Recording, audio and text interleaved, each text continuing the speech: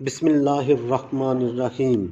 عطار بن یسار رحمۃ اللہ علیہ نے کہا کہ میں عبداللہ بن عمر بن العاص سے ملا تو میں نے ان سے کہا کہ آپ مجھ کو رسول اللہ صلی اللہ علیہ وآلہ وسلم کی ان صفات سے خبر دیجئے جو تورات میں آئی ہیں۔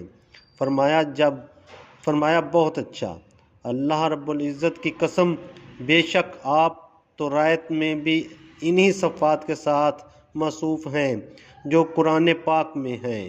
تورات میں ہے، اے نبی، ہم نے آپ کو گواہ اور بشارت دینے والا اور ڈرانے والا اور ان پڑھوں کی حفاظت کرنے والا بنا کر بھیجا ہے۔ آپ میرے بندہ اور میرے رسول ہیں۔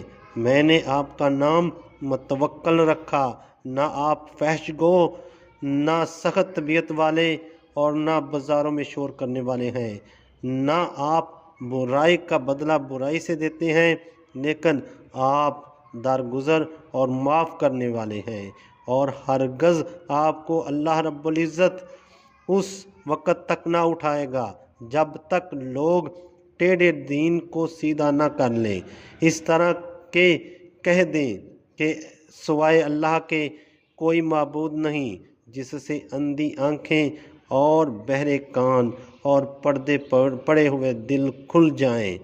اللہ رب العزت عمل کی توفیق عطا فرمائے۔